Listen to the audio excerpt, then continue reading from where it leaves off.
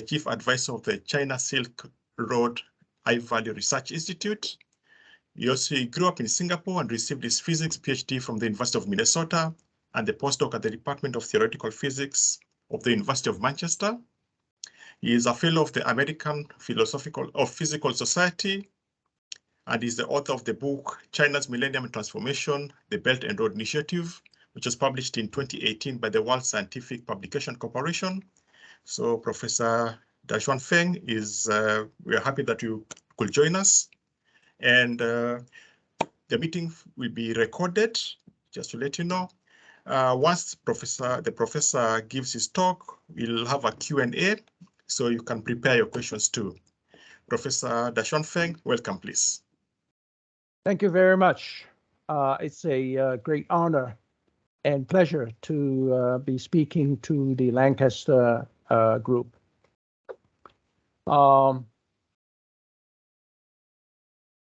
Let me move. First of all, my usual practice is to give my WeChat 2D code in case anybody is interested or have WeChat code themselves. You can scan it now and we can become friends. Also, my email address, I put it on the side. If you don't have WeChat code and you communicate in the old-fashioned way, namely emails, I'm also happy to get your comments, which we may or may not have time enough today to discuss with you on a personal matter. As was mentioned, that I wrote this book, China's Millennium Transformation, the Belt and Road Initiative. And here are the two links that give information about the book. The first one is the publisher's link, World Scientific. And the second one is more interesting, is the Google link. And if you go into this link, you will find that there are a lot of companies now selling the book. This came about after Biden and Boris Johnson, Prime Minister of England, talked about the W3. Anyway, they wanted to do the democratic version of the Belt and Road Initiative. And because of that, it created a lot of interest in my book. Give you a bit of my background. I was born in India, and I grew up in Singapore and Malaysia. In fact, before I became a Singapore citizen, of course, as you may know, Singapore joined Malaysia for independence. So I actually was a Malaysian citizen for a year. And then I, of course, went to the United States for all my tertiary education. And I postdoced in England and eventually became a professor back in the US. And then I went to Taiwan for 7 years, Taiwan and Asia for 7 years. During that time, I was a professor in the US. I also spent a considerable amount of time at the Niels Bohr Institute in Denmark. So essentially, I have worked in USA, Taiwan, Macau, and Denmark. So I've been sort of an international fellow. Okay. As far as Lancaster is concerned, when I was a postdoc at University of Manchester, I used to work at Daresbury Laboratory, which is in Warrington, halfway between Manchester and Liverpool. And at the lab, I met many Lancaster physicists who we became good friends, and they invited me to come and visit Lancaster for one reason or another. It never happened. So I'm so happy that after many years now, I'm able to visit Lancaster, at least virtually. Hopefully that I can do so in person soon.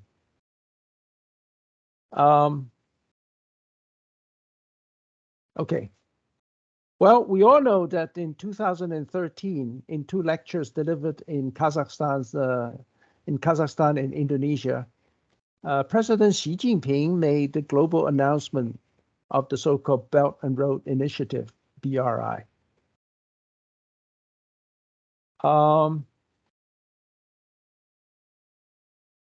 I was invited by Singapore to give a talk about the BRI when I was in Macau. And it's interesting that up to then, it was in 2016, I did not pay much attention to the BRI. And so when I was invited to give a talk about the subject, which I know very little about, I became worried, of course. So I spent time learning about it. And what I learned about it intrigued me and in some sense excited me, that it has never been anything in the past that would have excited me to that level. The first thing I went in is to look at some of the history of how China moved outward. And as you all know, in Han Dynasty, there was a person called Zhang Qian who was asked by the emperor of Han Dynasty to go to the west of China, because China is really a land country, and it would not have asked him to go out onto the ocean because they don't know where it would land to. So they asked him to go to the west. And so I thought that I should find out more about Zhang Qian. And when I did, by going into Baidu, which is the Chinese equivalent, it has a very interesting comment about him, and that he was the first person to open his eyes and observe the world, as the first Chinese to do that. And that comment stunned me, because by the time Han Dynasty rolls around, China already has several millennium of history, and yet Zhang Qian was classified by Baidu as the first person to open his eyes to see the world. And then I begin to ask myself, has China opened its eyes to see the world later on and even today? This is basically one of my major themes of the book. Well, I think that it's good to talk a little bit about the present. And the present of China, I'm sure everybody who have any interest in China would begin at the period of the reform and opening up, what Chinese refer to as 改革开放. And that would be from 1977 to now, which, as you know, it's only 45 years or so. It's a relatively short time. Well, one of the interesting numbers that people talk about whenever people talk about nations of today is to use the so-called GDP as an indication. We know very well, and I'm not an economist, but almost all economists would tell me that it is not a panacea. But it definitely gives some indication as to the economic strength, and by extension, political, cultural as well, extension of those strengths of that nation. So let me use that as some sort of indication here for that discussion? Well, let's look at China's GDP starting from the starting from 改革开放 or opening up around 1978. And another interesting number here, which I think the red should be moved further to the right, is 2007. So you can see that between 1978 to 2007, the China's GDP has grown, but has not grown exponentially. That exponential change started around the new century of 2000, the new century. And at the new century of the 21st century, it exploded. I think here are some numbers for you to think about. In 1978, China's GDP is 0.18 trillion US dollars. The United States at that time is $2 trillion. So the US is about almost 12 times larger in GDP. I visited China in 1983, and this was more or less the China that I saw. People were queuing up for ration tickets to buy daily necessities in the 1980s. For us foreigners visiting China at that time, we get special money called foreign exchange, 外汇券. And but the Chinese will, of course, use renminbi. A professor at that time, who was a good friend of mine at Jilin University, a full professor, his salary was, I think, about 80 renminbi a month. So by 1997, China GDP grew to about 3.5 trillion US dollars, whereas US GDP has grown to 14.5 trillion. But the ratio between US and China has already become closer. Instead of more than 10, now it's cut in half, more than cut in half into 4.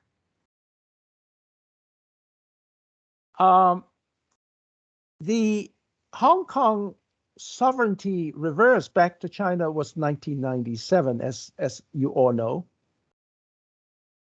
And around 2013, China's GDP has already grown to about 8.5 trillion, whereas US is 16 trillion. Once again, the US-China ratio is tightened a little bit more, is slightly less than 2. Perhaps the biggest shock for China was around 2010 to 2013. If you look at 2012, for example, Japan's GDP was 5.7 trillion, and China's GDP was 6.09. It's the first time, probably for a long, long time, China's GDP surpassed that of Japan. Certainly after World War II, this happened.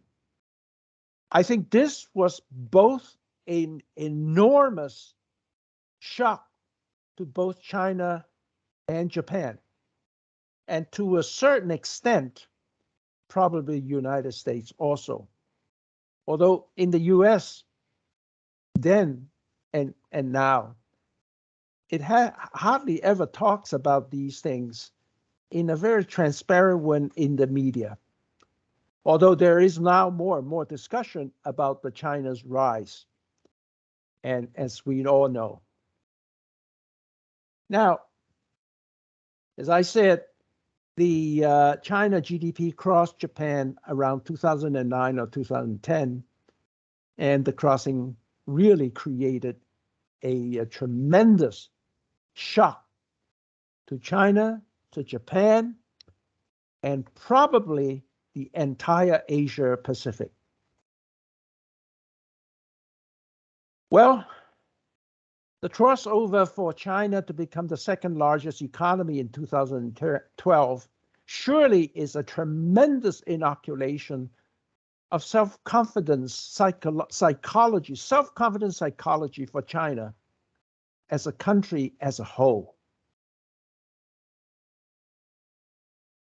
And it is not surprising to me that 2 years later in 2013, Xi Jinping unveiled the Belt and Road Initiative. My suspicion, I have no way to prove my statement, my suspicion is that had China not surpassed Japan's GDP, which that surpass gave China a new sense of self-confidence, I would be surprised if China had the courage, intellectually, economically, even culturally, courage to initiate something as grand as the Belt and Road Initiative. Well, that's what happened. Now, something is even more, depends on where you are. In the US, it would say that it is more ominous, and that is the Chinese GDP by now is 14.72 trillion. It is still below the US, but the ratio between US and China is now merely 1.43. And depending on whose projection it would be, that number would be less than 1 in the foreseeable future, 5 years, 10 years, 15 years, for sure 20 years, if the current trend continues. Of course, as we all know, there are many, many uncertainties now, as both to the Chinese GDP and the US GDP and the political actions from the US, and whether China will surpass US or not, we will have to wait and see. So undoubtedly, I think we have to admit that in human history, oh, sorry for the double comma. In human history, it is an unprecedented explosive growth in such a short time. I mean, after all, even if we count the days where in 1979, when the 改革开放 started, it was only a short time for a country with this scale. Indeed, 45 years ago, with deep deprivation, massive landmass population, in a century of humiliation, China started its growth. So whatever were the reasons, that was too close to comfort for the US politicians from both aisles, Republican or Democrat. And they translated this as a toxic ambience to the United States population. And as we know, a few years ago, President Trump began the trade war, followed by the tech war, and followed by all kinds of conflict with the United States, with China. In fact, I am quite certain if Trump did not initiate the trade war or the others wars, Biden, which he continued, or whomever became president later on, would have done so as well.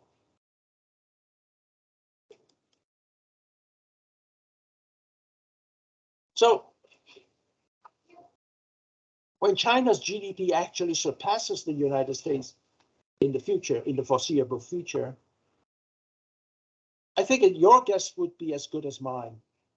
What shape it would assume between these two countries, United States and China.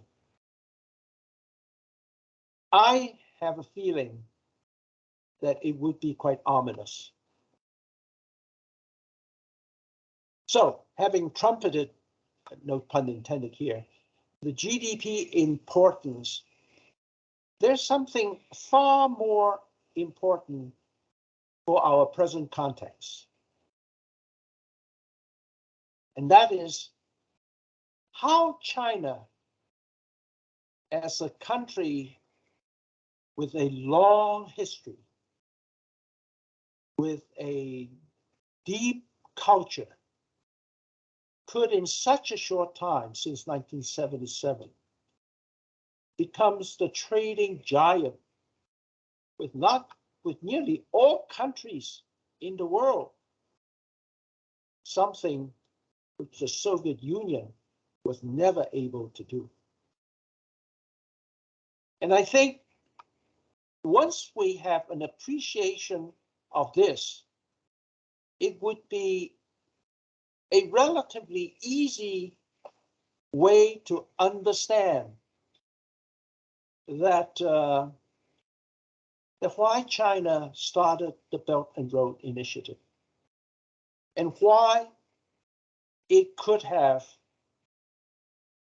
created such a worldwide interest on this initiative. Well, let's understand China's economy. Perhaps the most important aspect of China's economy is that, unlike the Soviet Union, which made no attempt, and partially, of course, it's because it does not have the entrepreneurial deep feeling among its population. Let's understand China's economy is that it made tremendous global outreach ever since it joined the World Trade Organization in the early part of this century, the 21st century. I don't know how many people actually knew this.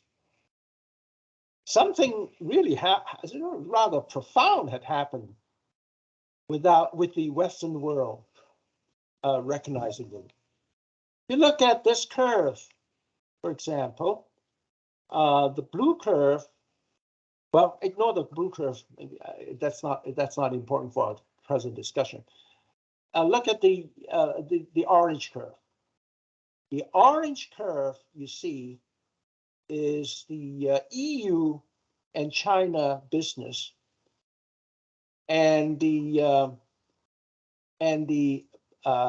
gray curve.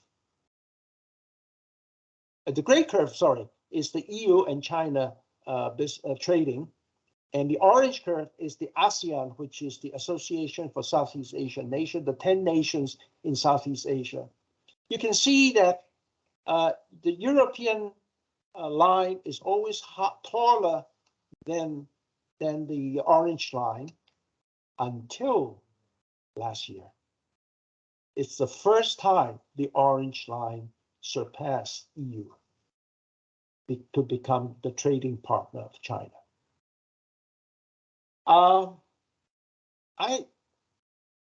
This is an incredible change, because for a long time we just assumed, the world just assumed, that Southeast Asia, while it's growing, it's still a somewhat backward part of the world, whereas the European Union, or the European country union, is always a progressive part of the world.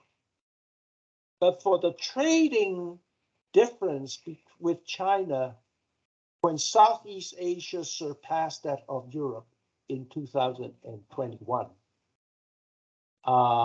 that is sending out a very, very important signal to the world. And this trend appears to be irreversible. Just for example, looking at ASEAN, it is expected the projection is going to grow. It's a linear growth at the moment, but my personal suspicion, talking to all my Asian, Southeast Asian friends, and I have many since I grew up there, I have lots of friends, many of them are well-to-do business people, they expect that this is an underestimation, that it's going to be exponentially growing. And it is no way that the European growth can be exponential unless, of course, the recent European-China trade relationship changes, which it seems like there's great difficulty there at the moment. Here is another interesting diagram, which I like to show everyone, because it really shows the difference in the 20 years, how China pole vaulted to become the top trading partners, not just in Southeast Asia, which obviously it has, as I showed you, but it's in nearly every countries in the world. 2000, there were no, except for one country in South America. Now it's almost the entire continent. In 2000, a small number of African countries. Is Kenya in 2000? I think so, right? Maybe not. But anyway, it is now. You can see the entire, the African continent, even countries that is less than friendly to China, such as Australia, is you know, I often find it interesting that Australia would be so belligerent towards China when China is its biggest trading partner. So maybe economy not always is controlling everything. This is the huge difference. Look at it, just 20 years, the difference. So apparently, when the United States started under the Obama in 2008, began the so-called Asia-Pacific rebalance or rebalancing.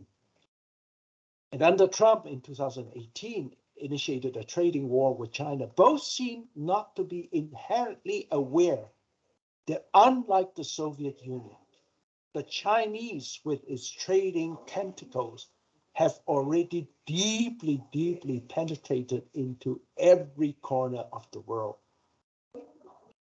And in my opinion, my humble opinion, that the trading influence can be, and I think is, far more profound and important than military and political influence. So let me also talk a little bit about the current status of the Belt and Road Initiative. There's an old Chinese saying, for anyone who understands Chinese, it says, 要致富先造路. You want to be rich? First build roads. Now, by building infrastructures, China intends to uplift its poor southern neighbors, such as Laos. This is a high-speed rail, the picture of a high-speed rail going from China's Yunnan province, the city is called Kunming, all the way to Vientiane.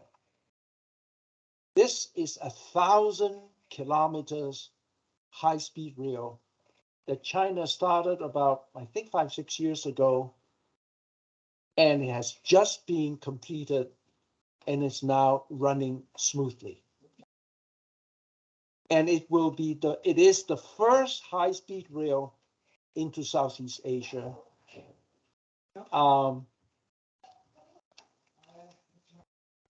It is here, you know, building a high-speed rail from China.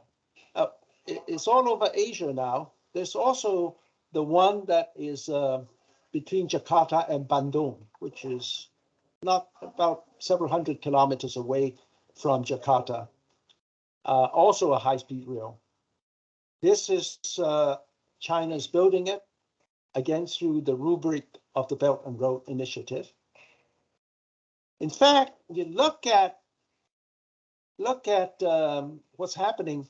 As I mentioned here, Kunming to Vientiane, Laos, this 1,000 kilometers is already completed. And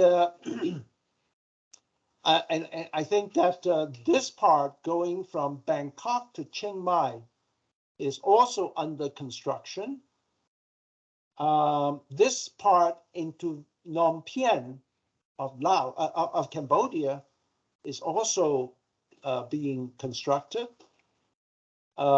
This part from the northeast corner of Malaysia down to Kuala Lumpur is ongoing. And if Malaysia and Singapore ever stop quarreling, it will go all the way down to Singapore. And it's expected that within probably 10, 15 years, this would be more or less the high-speed rail system from China into Southeast Asia.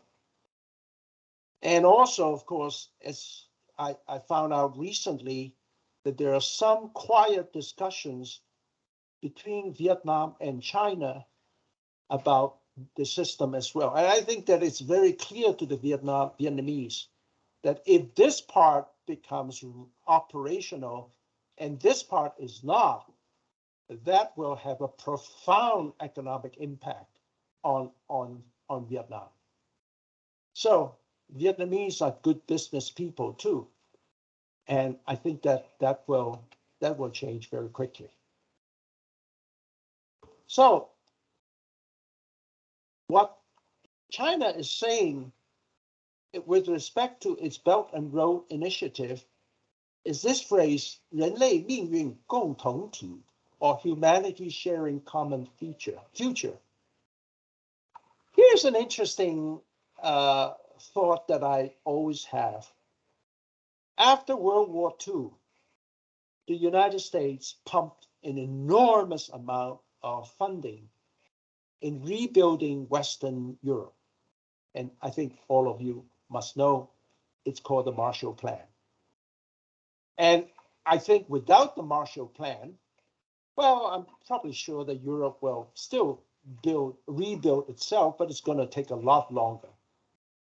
And so having the Marshall Plan, that quickly transformed it. Of course, the United States are not just purely good guys. They also see that by doing so, the European market will basically be in the hands of the Americans. Now, we all know that the southern border countries of the United States and also inside the Caribbean, many of these are just dirt poor even now. Well, Mexico seems to be better, but Mexico is still relatively poor. And if you go into Central America countries, they are just dirt poor, which is the reason why populations from those countries, including many Mexicans, are trying to pour into the United States and creating a southern border problem for the Americans. But somehow the United States never thought about the possibility of instituting something similar like the Marshall Plan in its southern border. We can guess why that is the case. As of June 2021, there are now 140 nations and 32 international organizations signed up on the BRI cooperative agreements with China. So things are growing. A total of 27 new enterprises have been established in China by BRI, among the BRI roots countries, in which include Southeast Asia, Central Asia, and of course in the Arabic world, and now also very much into the African world. Not now, but always has been in the African world. And the total amount of investment made was about 60 billion US dollars. Not, you know, as one of the American politicians used to say, a billion here and a billion there, pretty soon you have real money. From 2013 to 2020, the cumulative turnover of Chinese enterprises contracting projects in the countries along the BRI route has reached something like 640 billion US dollars. It's a big number, and it's going to grow. By the end of 2020, the cumulative investments in overseas economic and trade cooperation zones by the Chinese enterprises is around 40 billion.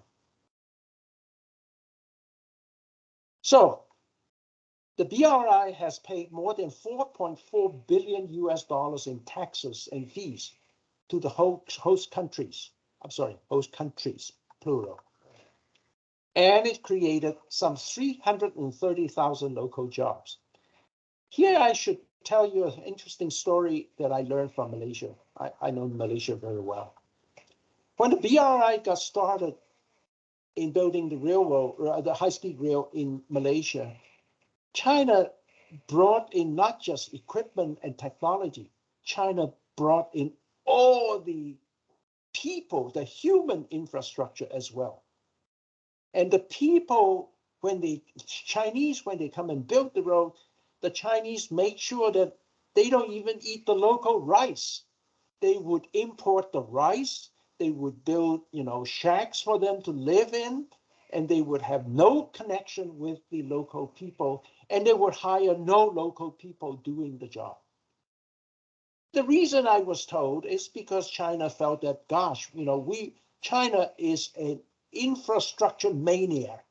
We have such a large manpower of creating these highly, highly sophisticated technologies, of transportation technologies, and we want to do it as quickly as possible by training the local people, may have a different culture, may have a different style of working, and so on, would just take too long.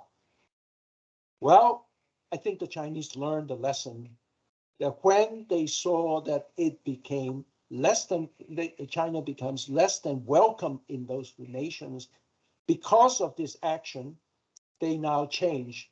And I was told by my friends in Malaysia that there are all kinds of training centers for local people. They're hiring more and more local people and doing this.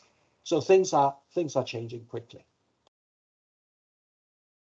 Well, as I said, this senator called Senator Dirksen said a billion here and a billion there. Pretty soon you'll be talking real money. Well, since 2013, when the Belt and Road Initiative got started, there were no other countries in the world who showed any interest, at least in the Western world. But things changed around 3 years ago, or 2 or 3 years ago. George Bernard Shaw has a great statement. He said, imitation is not just the sincerest form of flattery, it's the sincerest form of learning. When we have a Western view regarding the BRI, which including pseudo-Western Japan, between Biden and Boris Johnson, they wanted to start to do this as well. They want the Europe to be what the USA will be doing, and Europe will, and the USA will take care of Central and South America. Japan will take care of Asia, and European Union will take care of Africa. Ask yourself, Will the United States be willing and able to assist its southern poor neighbors, such as Honduras, Nicaragua, and so on, to improve their infrastructures, to uplift their economies? And we also see that there is enormous amount of Western criticisms of the BRI. And one of them is, of course, the so-called debt trap, 债务陷阱. There is one which Western criticisms was really very intense. It was what the Chinese built a Sri Lanka port in a place called Hambantota. Basically, what it says is, well, China built this huge port for Sri Lanka, which Sri Lanka obviously cannot afford. And so China is essentially colonizing Sri Lanka with a debt trap. And I think that you have to give credit to the outstanding American intellectuals who is able to really try to understand what this is. It's a complicated issue, by the way. Debt trap is not a trivial issue. Okay, it's not as trivial as what Western media try to say. There are two intellects that I have deep respect for. One is Deborah Braudigan from Johns Hopkins and Meg Rickmeyer from Harvard University School of Business. They wrote a extensive article published in the Atlantic, and here's the link to it. Everybody should read it. The title tells you what they're trying to say. It says, the Chinese debt trap, quote unquote, is a myth. The narrative wrongful portrays between Beijing and the developing countries it deals with. Here's the link, and I do encourage everybody. If you just go into Google and type in the name Braudigan and Rittmeyer and put in the word debt trap, you will find this article. Otherwise, you can also use my PowerPoint here. Here is the link. This is something what they say. They say that I'm quoting from them. In 2018, former Vice President Mike Pence called it debt trap diplomacy, a phrase he used through the last days of the administration and evidence of China's military ambition. And they continue.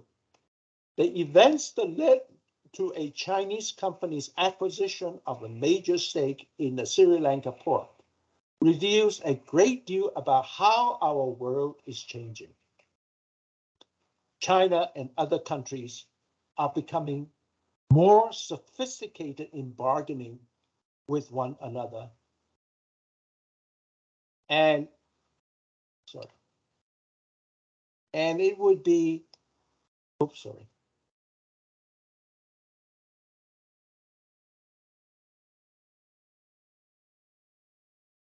And it would be if the US fails to learn alongside. In fact, Michael Ondaatje, one of Sri Lanka's greatest chroniclers, once said, and I'm quoting from them, in Sri Lanka, a well-told lie is worth 1,000 facts. And the debt trap narrative is just that, a lie, and a powerful one. Well, how would BRI transform the mindsets of China and humanity?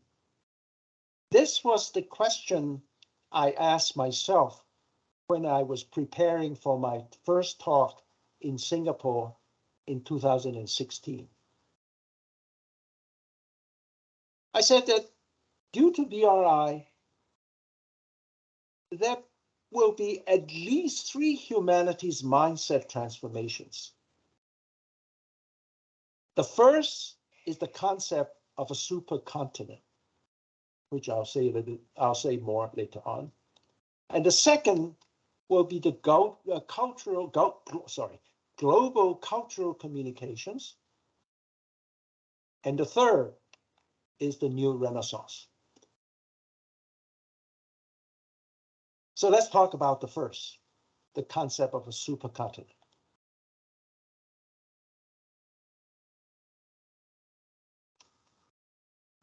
This is a great book by Lewis and Wigan. It's called The Separation of Asia and Europe Was Basically Artificially Constructed. And again, I mentioned Zhang Qian here, which I did earlier.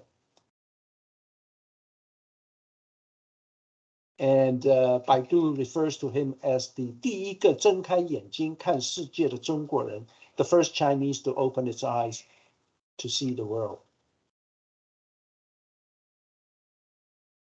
I have a good friend in Malaysia whom I refer to as the 21st century Zhang Qian, because what he has done and what he will do is very important for humanity. Well, he graduated from a university in Taiwan in civil engineering, and then went back and set up a company and made lots of money. He became very rich. And then he asked himself an interesting question. I don't know how many people would ask themselves such a question. He says, in Malaysia, I am land connected almost very close to England. And Malaysia, of course, England was Malaysia's colonial power. And it's actually connected by land. And yet he says, we either travel to England by boat or fly, more likely fly nowadays. But we should be able to go by land as well.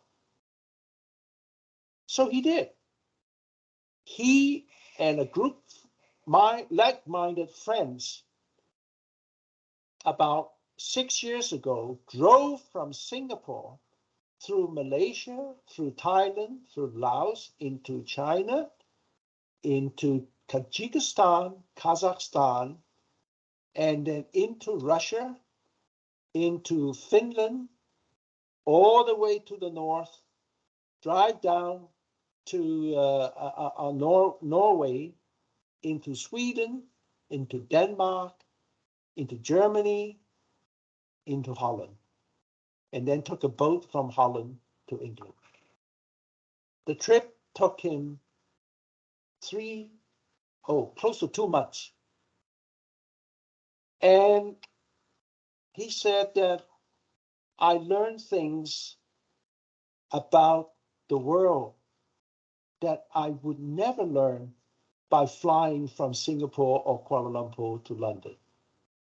Because if I fly, none of this is important. Furthermore, something even more interesting. Hold on. Something more interesting, and that is, you see that I mentioned earlier about the Southeast Asia high-speed rail system. Look at this here. The closest point between Malaysia and Sumatra of Indonesia is even closer than UK and France. And I was told that the water here is shallower than UK, the British Channel. And there are now murmurs of building a tunnel between Malaysia and Indonesia. And of course, there's this connection here between Sumatra and Java, which is very, very close. So it would not be an impossibility, having constructed China has constructed over 40,000 kilometers of high-speed rail. China is now known to the world as the infrastructure mania, a country of infrastructure mania.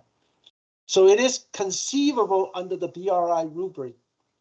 One could, within the foreseeable future, 10, 15 years, one could take a high-speed rail from a town called Surabaya of Indonesia to London in the United Kingdom.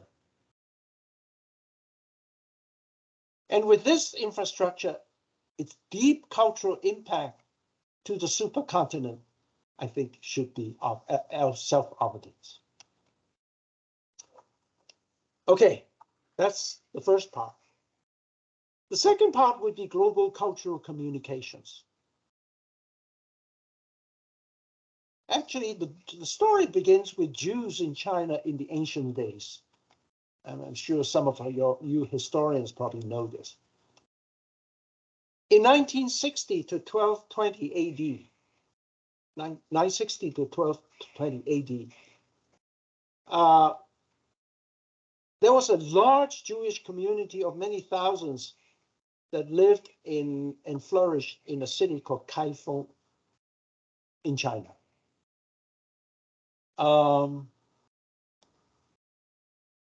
I went with my good friend Aaron Shekhanova, who is a chemistry Nobel laureate from the Technion in Israel.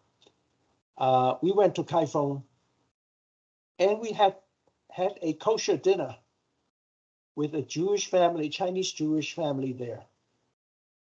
He was totally amazed by this fact, which he didn't know until we've done that.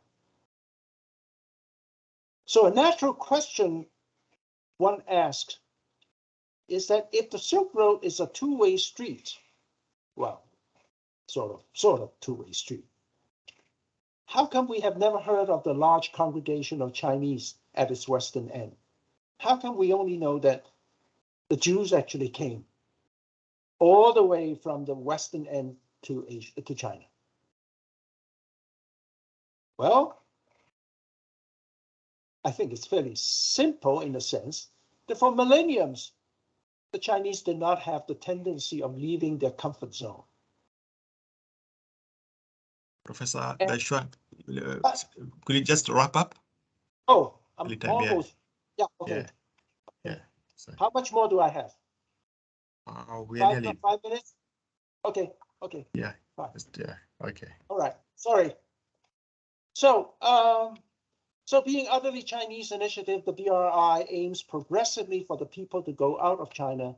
To do so, especially in the 21st century, it would require a millennium mindset transformation for China. Let me skip all this, okay? So the third is neo-Renaissance. And here are, of course, the kind of people that we think of during Renaissance. Also in 1926, the Solvay Conference, where quantum mechanics was firmly established as a scientific discipline, these small group of individuals were able to think out of the box and transform humanity. Even as common as our Huawei or iPhone cell phones that you're using now to listen to my lecture could not have happened without the accomplishment of these individuals. So the fundamental and profound contribution of the Renaissance is to eliminate human ignorance and introduce innovative ways of thinking for the benefit of humanity. Sorry. Unfortunately, Karen Skinner, former State Department brain trust, said that the confrontation with China is a fight with really different civilization and a different ideology that the US never had before. Well, the world now is filled with climate change, war, and ignorance. It is quite apparent that the Eastern and Western civilizations by themselves apparently are incapable of mitigating humanity's current existential challenges. And this is why I have come to the conclusion that humanity, however deeply divided by their civilizations, must at the core level come together. We don't have any choice. This is why I gradually concluded that something as grand as the BRI in all its manifestations is profoundly and fundamentally needed for humanity's amalgamation to occur. Even at this stage, it may seem like a pipe dream. Since the BRI will cause and has caused a profound humanity transformation, it will instigate a change of the global rules of the game. For China to be successful in BRI, paying meticulous attention to cultural communications is no longer a luxury, it is a must. The BRI success cannot and should not just be a Chinese success. It must be a success by humanity. Thank you. Thanks, Professor, for your excellent erudition of your book. There's some questions that we have on the chat. Okay. The first one is from Larry Chastain. He asks, can we see the person? He could ask it directly. Yeah. Is that possible? It's possible, yeah. It would be nice if I can see his face. And also introduce yourself a little bit. All right. We've got less than 5 minutes to go, so if they could make it... Okay, as quickly as possible, yeah. Well, we'll take 2. How about that? Yeah. Yeah. So is Larry around? Yeah, there's Larry.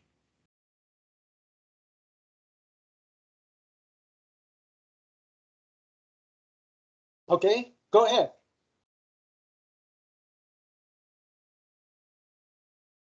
I cannot hear him. Okay, now I'm unmuted. Do you think all the growth of China is due to their government or due to the entrepreneurs in China? You mentioned it briefly, but I don't know who you think the biggest push of their growth is. Thank you. That's a good question. I think the biggest growth was the shock they had. This is my opinion. The shock they saw that their GDP surpassed that of Japan. And both the population, which are very entrepreneurial to begin with, and the Chinese government realizing that it is important for them not just to be big in GDP, but to be in trading and marketing, building a trading and marketing relationship with every country in the world that started this BRI.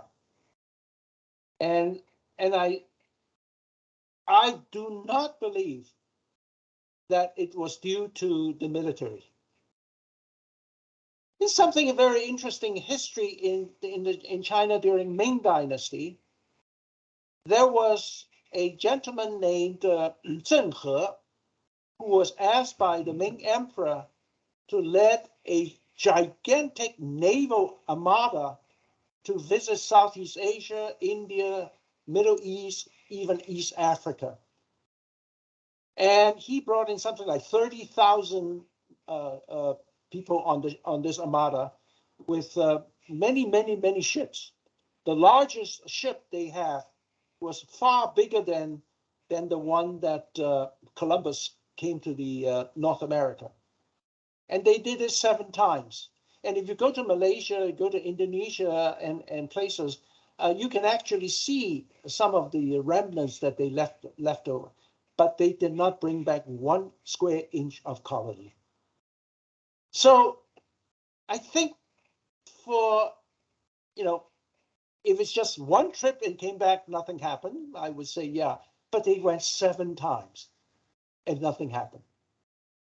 So I think that it is difficult to come to the conclusion unless you use a Western mind to view what China is doing, that China has a military reason for doing this. So that's my answer to your question. Thank you.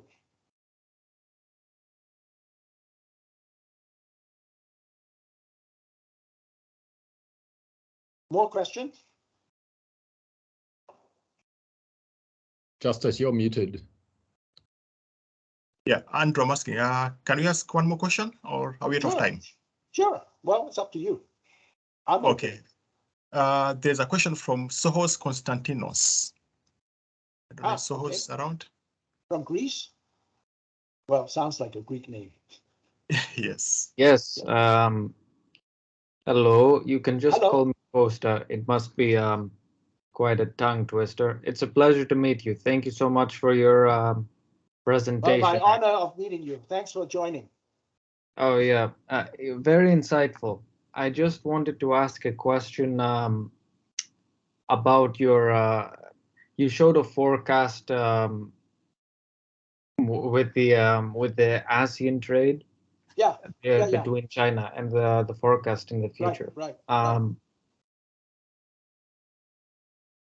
Some economists, such as Ray Dalio, have suggested that when there is a great power on the rise and then established power, quite typically there is a breaking point. There is a turning point where conflict arises, and there is a shift in the balance of power. I was thinking of this, and I was considering its impact on trade with ASEAN and the steps in which China, if conflict were to occur, which seems somewhat likely, this is debatable of course, but if such were to occur, how would this affect trade between ASEAN in the short and long run? For instance, would China seek to vassalize ASEAN members at the short term? I don't want to be too pessimistic, of course, but it's only a question. And if in the long run, after the supposed conflict, how would trade with China look? Would it be more self-sufficient? Would it be more Asia directed per se, or would there be a different development? Can you clarify, when you say conflict, do you mean conflict between China and and ASEAN nations, or conflict between China and some other power? I'll clarify. What I meant was a conventional conflict between China and the United States, meaning that, and perhaps the Quad countries, such as Australia. So how would that conflict impact Southeast Asia? Is that your question? To a fair extent, yes, but more specifically, trade between ASEAN nations. Between ASEAN, ASEAN nations, I grew up in Singapore, so I really love that region.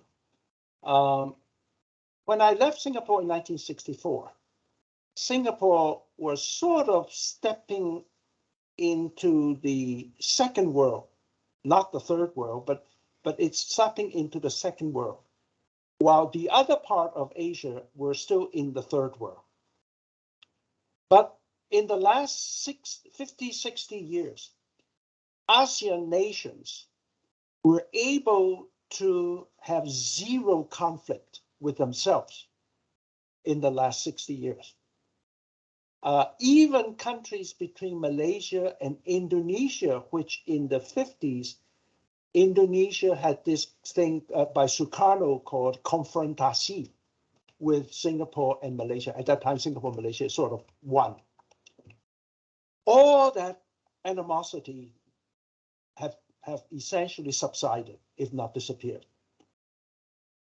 And what the 10 nations is not a nation, it's 10 nations. So they don't have a common national belief of common enemy. Whether how Singapore views China, or how Malaysia views China, when Indonesia views China, or how Cambodia views China, they're not the same. What is the same is that they all need infrastructure. And they saw that they have reached an economic growth to the point where if they don't have modern infrastructure, their growth will be not stop, but will tail off. It will not be able to grow further. And I think that all the nations in those 10 nations realize which country can help us build infrastructure. There is only one. The United States have never been good in building anything for anyone. And also the United States to come up with money to build things outside of the United States would have to go through a political nightmare in Washington, D.C.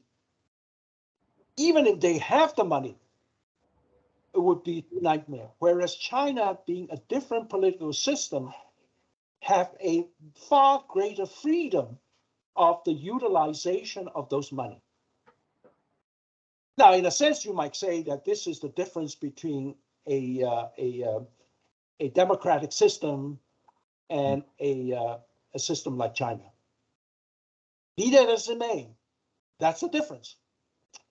So the ASEAN nations, especially now, when China built this 1,000 kilometer from Kunming to Vientiane in Laos, there is just no way the Americans to do that, even if they have the technology and the manpower. And if they cannot do that, they're certainly not going to be able to complete the rail line into Thailand, into Cambodia, into Malaysia, Southeast Asia, and Indonesia. Now, Japan might be able to do it, but Japan has one serious serious difficulty here. And that is the Southeast Asians still remembers World War II. It was a very, very painful occupation by the Japanese. Even when I was a student in Singapore, I still, for example, I know a good friend of mine whose mother, she passed away now, but until she passed away, a friend of mine's mother would never allow him to buy a Japanese car, even now. So the memory is there. China, of course, does not have such a bad memory. And I think that also what China has done in Laos is a real shocker to even Vietnamese. And so I am quite optimistic that China will be able to continue this relationship with ASEAN.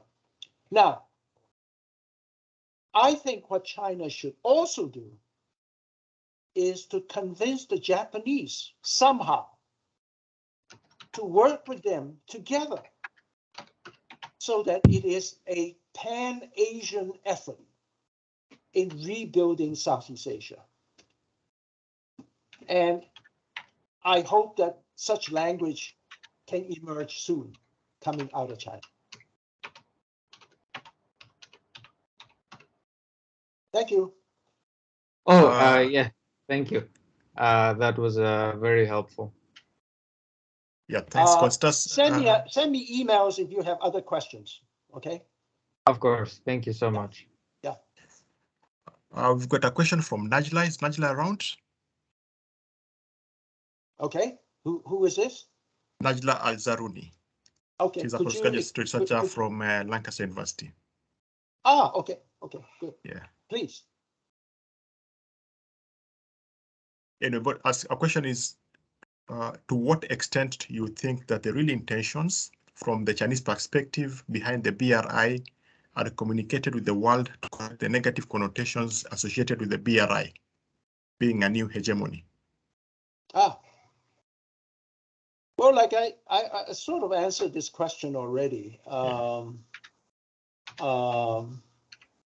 I think the idea of being a hegemon, a global hegemon, is not in the DNA of Chinese. For millenniums, as my book says, for millenniums, the Chinese are inward-looking people. They're perfectly satisfied with China, what China has. It's only the last 200 years when China China became a poor and dilapidated nation for not taking up the Western scientific technology growth, that China became was humiliated. But I think that once again, I don't, this is my point of view, my personal view, is I don't see that the Chinese civilization by nature is different, is very different from the Western civilization. There was a professor at Harvard University, I can't remember, he's very famous, just at this moment I don't remember his name, who want to talk about the Thucydides trap, which many of you must have heard of. And that is when a rising power is going to push the leading power, there will be inevitable conflict between them two. Graham Allison. And the examples he cited were all Western examples. And so I think that by not taking into account the nature of the Asian or Chinese civilization, he may have overstated the conclusion that he has. So maybe it's worth for people to re-examine the Thucydides trap by taking into account of different civilizations, the nature of different civilizations, which unfortunately I didn't have time at the end. I was going to talk a little bit more about that, but since we ran out of time, I sort of skipped over it. But I think it's a brilliant question, and so I want to thank this gentleman for asking it.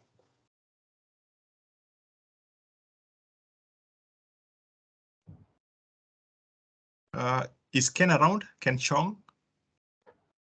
Yes, right here. Yeah. Right here.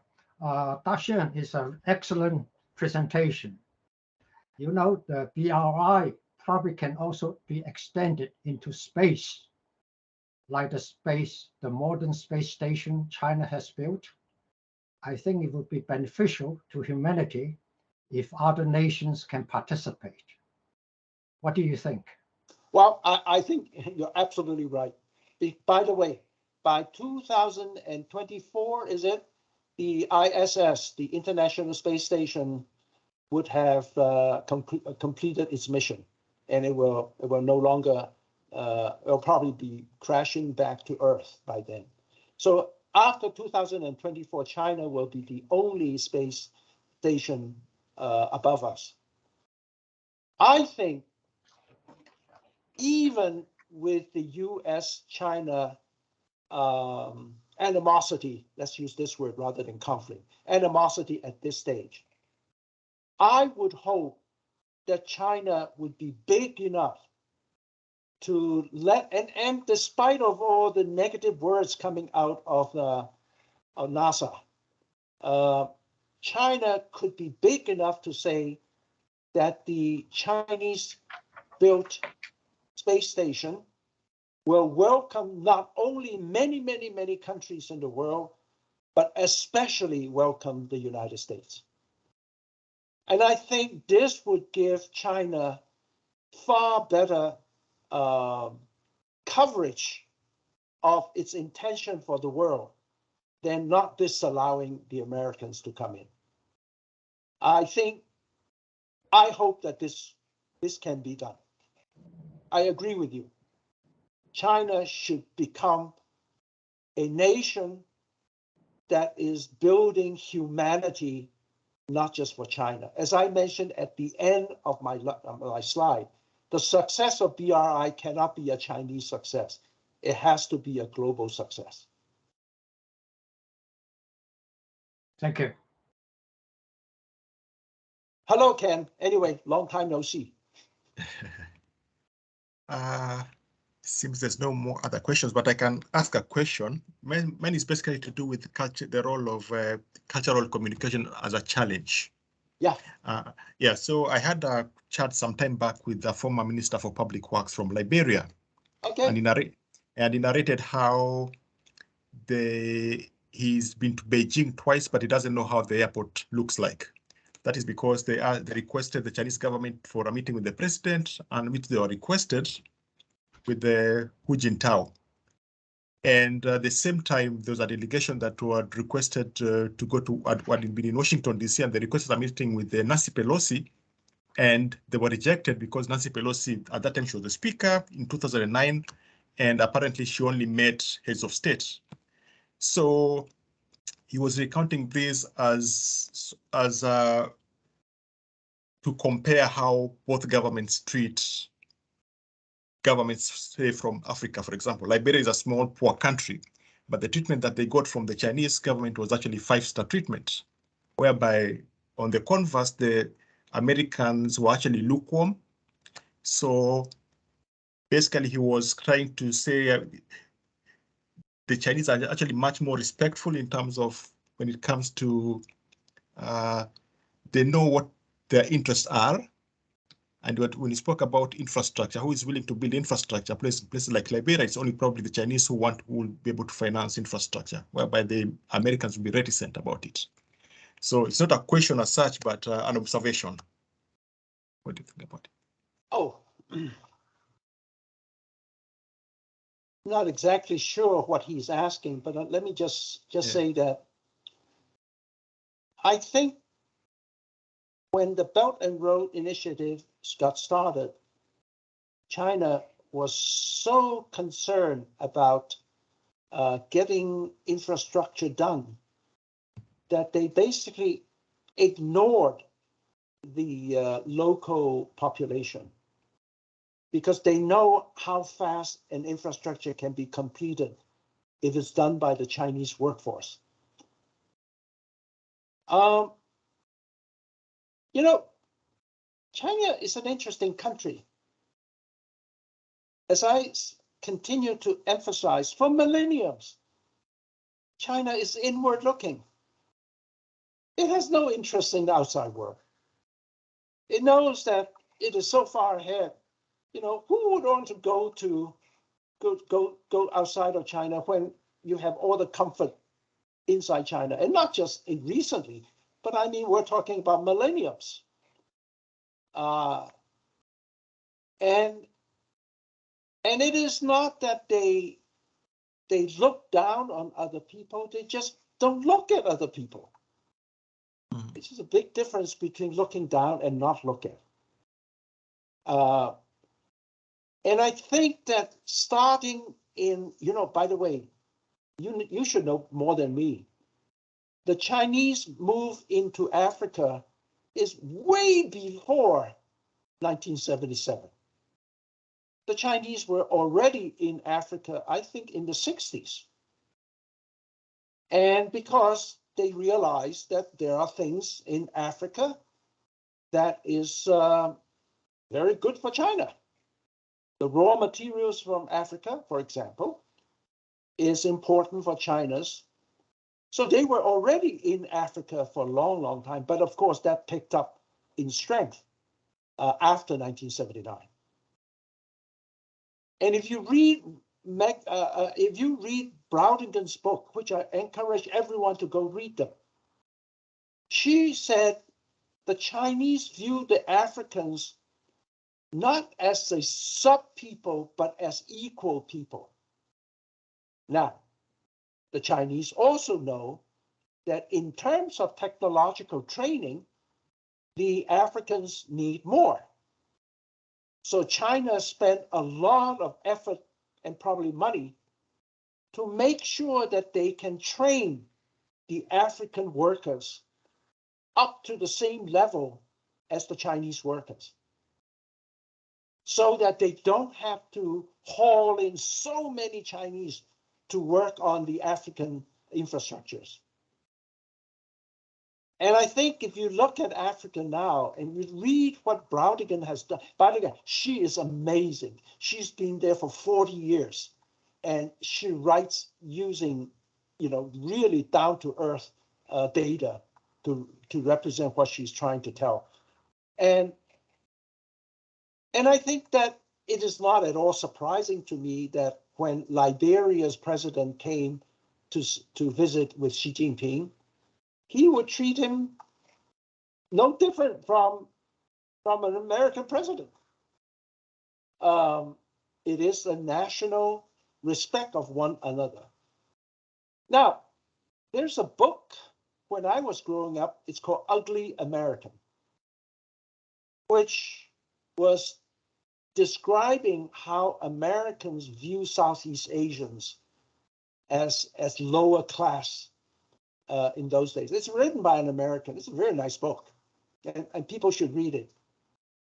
And in many ways, what Trump has done to Liberia is still the manifestation of the ugly American, which, by the way, is not, I don't think it's common, but Trump represents a particular part of the United States that lacks such information and sophistication.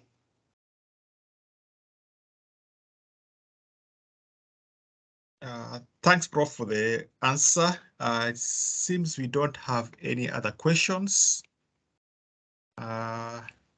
So do you have any other final closing comments you have to make? No, I'm done. I'm done. You're done? All right. Yeah. Why don't you give a final comment? No, I just want to thank you a lot for accepting our invite.